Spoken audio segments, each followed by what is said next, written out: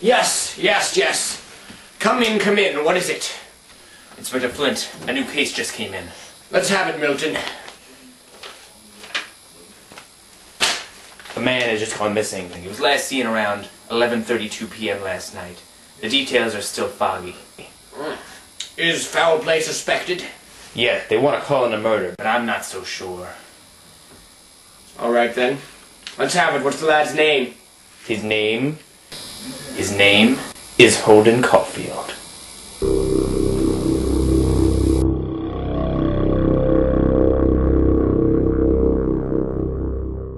I've assembled a crack team of inspectors, all the best in the business. Each is going to meet with us and tell us what they think happened. Has all the inspectors spoken to the witnesses? Of course. They've spoken to the friends, they've spoken to the accomplices. They know the deal. Get me a coffee in the meeting room ASAP, Billy. And make it black. Who knows how long this baby will take to crack. Gentlemen, good to see you all. Now I think you all know why we've met here tonight. Each of you has spoken to me individually about your feelings and point of view about what happened to this Caulfield kid. Now, each of you have a very intuitive and interesting idea, and they're all very different from one another. So I'd like to gather us all here together tonight so we can each identify our own points of view and come up with a collective idea for what happened to this young kid. Thank you all for joining me. Inspectors Johnson.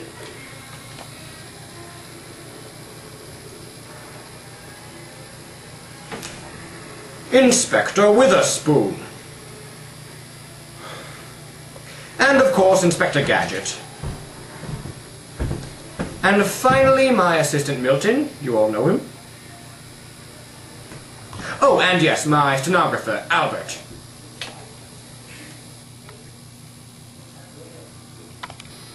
And now that we've all introduced ourselves, it's time to get down to business. But first, Jimmy, where's my coffee? I'm working on it. Take your time, Jimmy. Let's just begin. Why don't we start with you, Inspector Johnson? What's your idea? My fellow detectives, knowing what we know about young Holden Caulfield, I think there's only one conclusion we can come to. I think that his mysterious disappearance and possible murder obviously began when he checked in to the Edmont Hotel.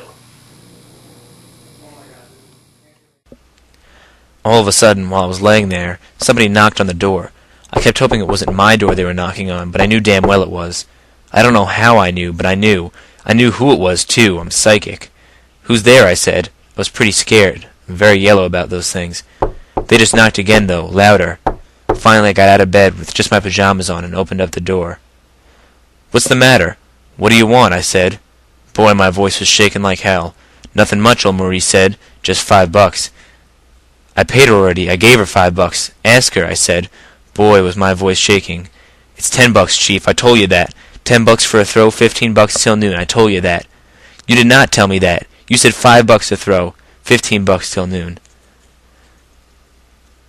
When I said that, he got up from his chair and started walking towards me and all. He looked like he was very, very tired or very, very bored. God, was I scared. Sort of had my arms folded, I remember. Anyways, he got up and reached into his pocket, and he pulled a gun out on me. And that was the last thing I saw.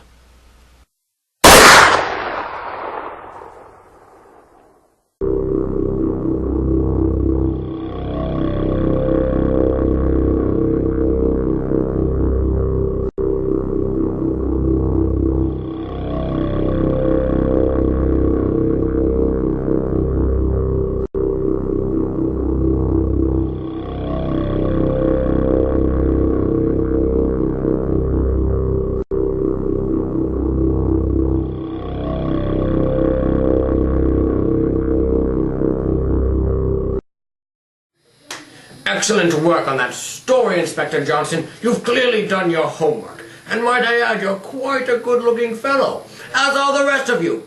Especially you, Jimmy. Give me my coffee. Now, moving on. what do you think happened, Inspector Witherspoon? Yes. Very good story, Inspector. Although parts of it don't quite fit with me. You see, my research indicates that Holden was still alive and well following his excursion at the Edmont Hotel. Yes, Holden's real last few minutes on Earth began as he left the Wicker Bar at the Seton Hotel after meeting with Carl Luce. I must have been drunker than I thought. I kept walking, and it kept getting darker and darker and spookier. But I didn't see any ducks around. I walked all around the whole damn lake. I thought maybe if there were any around, they might be asleep or something near the edge of the water. Then I accidentally slipped. That was the last thing I saw.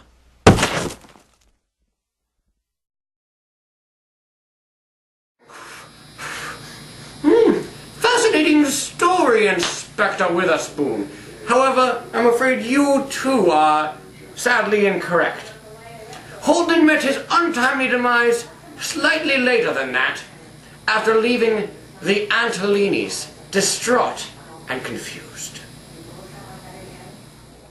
Then all of a sudden, something very spooky started happening. Every time I came to the end of a block and stepped off the goddamn curb, I had this feeling that I'd never get to the other side of the street. I thought I'd just go down, and nobody ever see me again. Boy, did it scare me. You can't imagine. Every time I get to the end of a block, I'd make believe I was talking to my brother Allie. But then one corner I turned, I heard a honk and a screech, and those headlights were the last thing I ever saw. Thank you very much, gentlemen, for all of your interesting theories. I think I'm ready to come up with my conclusion. You see, inspectors, all of your stories shared some very common themes. While the details were different and varying, we can see that young Holden Caulfield was a troubled young man, living his life on the edge. I think we can also see that oftentimes Holden Caulfield's thoughts contradicted his own actions.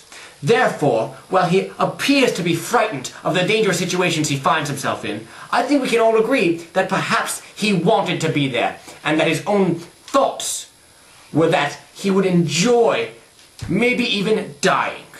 So even in situations where someone else killed him, such as Maurice the Pimp, I believe we can all agree that Holden himself put himself in that situation by not paying the proper amount.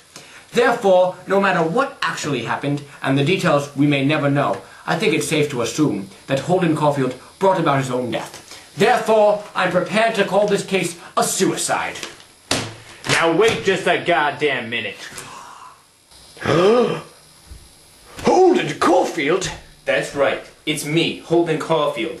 And if you guys had done your research, you would have realized that I'm not actually dead. I've been alive this whole time. But no, you're just a bunch of phonies. You're just in it for the fame and for the money. Well, you know what? If you were real detectives, you wouldn't be doing it for that sort of stuff. You'd be doing it to help people out, to find the truth, not just rushing through each case to try and get to the next one. And it's not just you guys, it's all adults. All of you adults are just in it for the fame and for the money. Every adult is just a phony.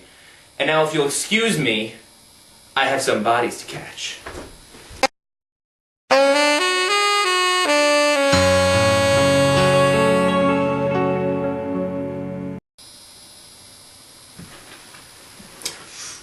Alright, well that settles that then. Next case. Jimmy, where's my coffee?